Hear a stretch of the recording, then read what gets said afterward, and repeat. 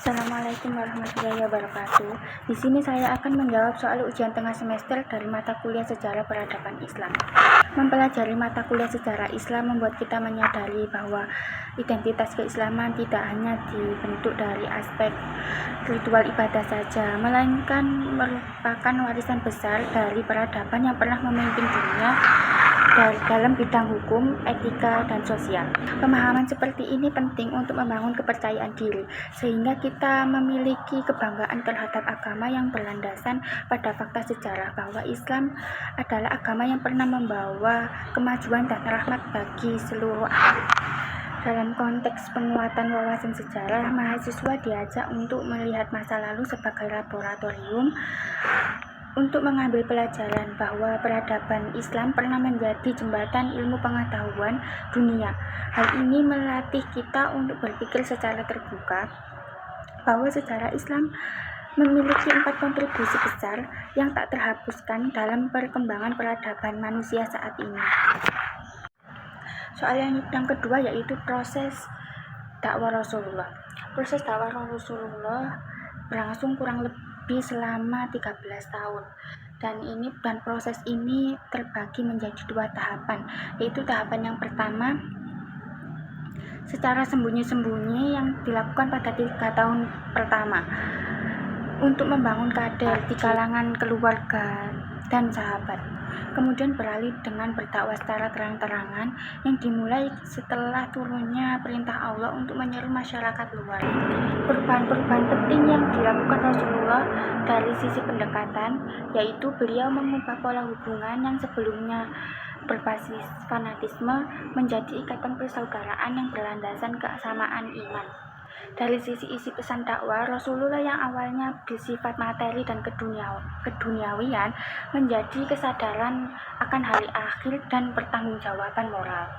Soal yang ketiga yaitu sebab-sebab utama yang mendorong Rasulullah hijrah ke Madinah. Sebab utamanya adalah kombinasi antara tekanan dari kaum Quraisy di Makkah dan peluang strategi di Madinah.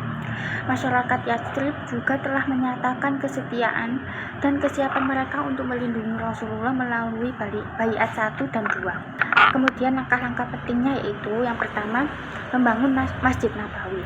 Yang kedua, mempersaudarakan kaum Muhajirin dan Ansor. Yang ketiga, menurunkan piagam Madinah. Dalam piagam ini, Rasulullah menetapkan kota dari serangan luar. Yang keempat, jelasan model-model pemilihan kepemimpinan pada masa Khulafaur Rasyidin. Khalifah yang pertama adalah Abu Bakar. Model pemilihannya adalah melalui musyawarah terbuka yang bersifat spontan. Pada saat itu, di tengah ketegangan kaum Muhajirin dan Ansor pasca wafatnya Rasulullah, para sahabat berkumpul untuk menentukan pemimpin guna menghindari perpecahan. Setelah melalui perdebatan yang cukup panjang, akhirnya Umar bin Khattab membaiat Abu Bakar, kemudian diikuti oleh seluruh hadirin. Capaian dari Abu Bakar adalah keberhasilan perang Riddah dan kodifikasi Al-Quran. Yang kedua adalah Umar bin Khattab, penunjukan langsung oleh Abu Bakar sebelum wafat setelah berkonsultasi dengan para sahabat senior. Capaian-capaian Umar bin Khattab adalah ekspansi wilayah, pembentukan lembaga-lembaga negara, penetapan kalender Hijriyah, dan pembagian wilayah administrasi. Yang ketiga adalah Khalifah Utsman bin Affan.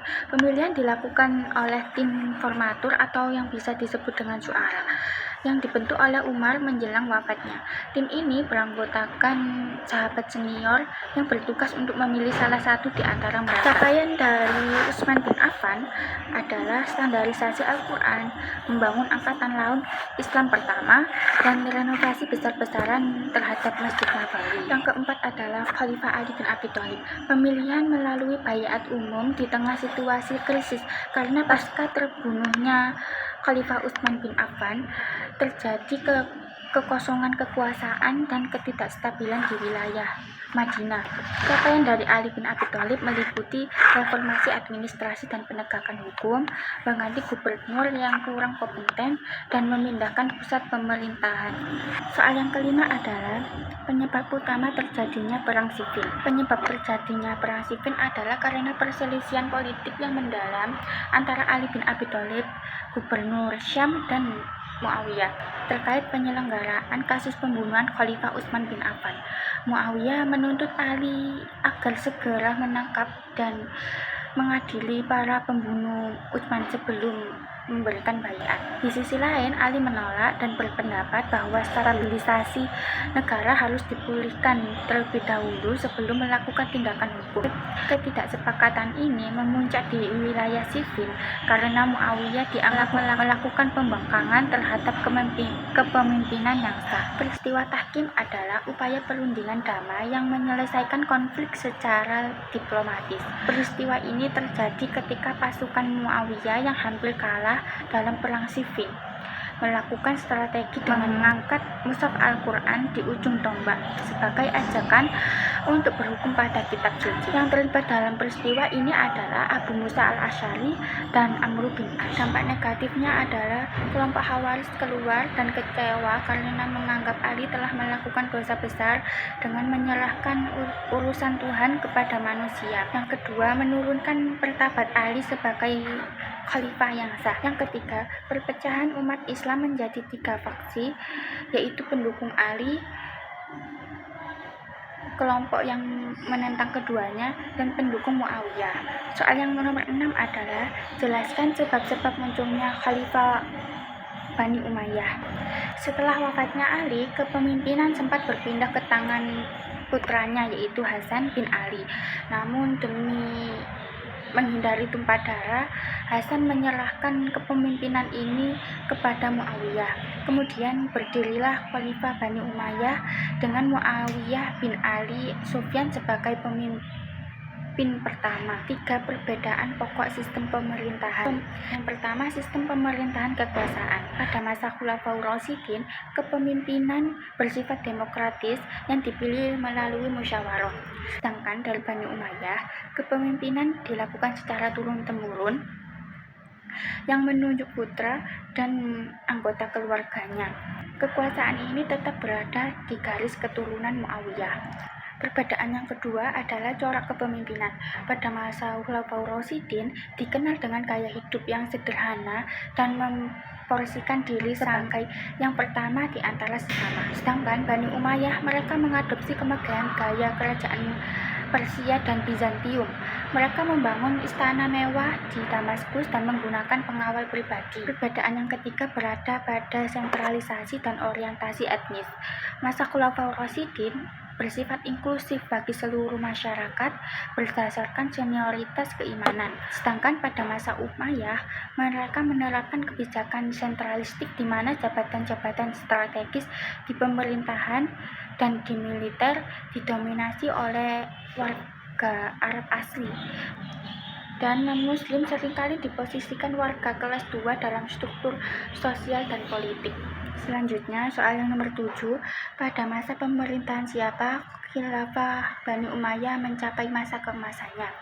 Pada masa pemerintahan Bani Umayyah yang mencapai keemasannya adalah pada masa Khalifah Walid bin Abdul Malik yang dilanjutkan dalam aspek moralitas serta keadilan oleh Khalifah Umar bin Abdul Aziz. Pada bidang ekspansi wilayah, berhasil menyeberangi Selat Gibraltar dan menguasai Andalusia, Spanyol. Kemudian bidang administrasi, standarisasi dan pencetakan mata uang dinar serta dirham Islam dan mengganti bahasa Yunani menjadi bahasa resmi negara. Pada bidang politik, mereka membangun Masjid Agung Umayyah di Damaskus dan renovasi Masjid Nabawiyah di Madinah, dan kemudian pembangunan rumah sakit, panti asuhan, dan jalan raya.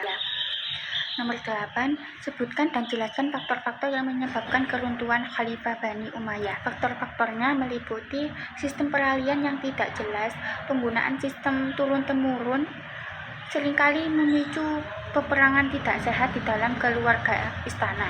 Kemudian, gaya hidup para penguasa di akhir masa Umayyah cenderung meninggalkan kesederhanaan dan lebih memilih hidup dalam keistimewaan istana. Hal ini menyebabkan mereka abai terhadap urusan rakyat. Kemudian, pertentangan etnis Arab. Persaingan tradisional antara suku Qais dan suku Khot kembali mencuat. Para khalifah seringkali memihak salah satu kelompok yang mengakibatkan kelompok lain merasa tersisih dan siap mendukung gerakan pemberontakan yang muncul dimanapun. Kemudian peran oposisi. Pada kelompok Syiah, pengikut setia dari Ali bin Abi Thalib tidak pernah mengakui keabsahan dari Bani Umayyah yang menyebabkan mereka terus melakukan perlawanan. Dari kelompok Khawarij, kelompok ini menganggap bahwa pemerintahan Umayyah menyimpang dari ajaran Islam dan mereka melakukan pemberontakan secara terus-menerus. Dari gerakan Bani Abbasiyah, mereka melakukan kampanye rahasia dengan doktrin pemimpin yang diridhoi dari keluarga Nabi.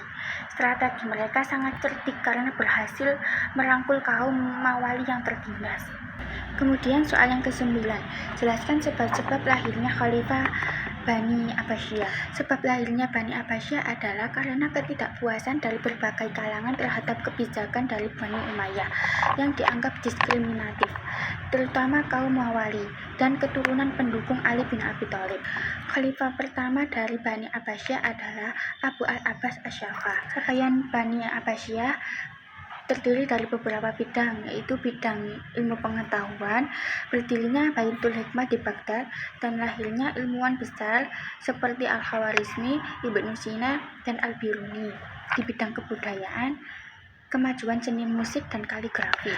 Dan sebab-sebab keruntuhan Bani Abbasiyah meliputi terjadi dekadensi moral, munculnya ketergantungan yang terlalu besar terhadap tentara bayaran, dan serangan dahsyat dari tentara Mongol di bawah pimpinan Hulagu Khan pada tahun 1258 menjadi titik akhir dari Bani ini. Kemudian soal yang terakhir, jelaskan perbedaan sistem dan strategi pemerintahan kekhalifahan Bani Umayyah dan Abbasiyah. Perbedaan sistem dan strategi pemerintahannya meliputi beberapa hal, yaitu basis etnis dan inklusivitas.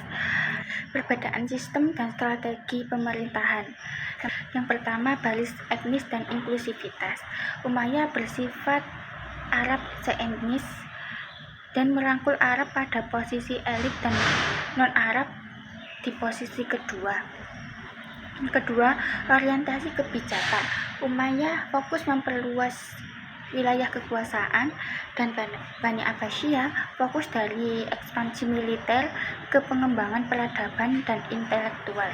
Kelebihan Umayyah antara lain menyatukan wilayah yang sangat luas dalam waktu singkat dan berhasil menciptakan mata uang tunggal, dinas, dan dirham. Sedangkan kelemahannya yaitu terlalu memihak warga Arab asli dan menimbulkan rasa ketidakpuasan warga non-Arab, dan sistem pergantian kekuasaan yang sering menunjuk dua putra sekaligus membuat terjadinya perang saudara. Kelebihan Bani Abbasiyah antara lain melahirkan ilmuwan-ilmuwan besar dunia dan menghapus sekat antara Arab dan non-Arab.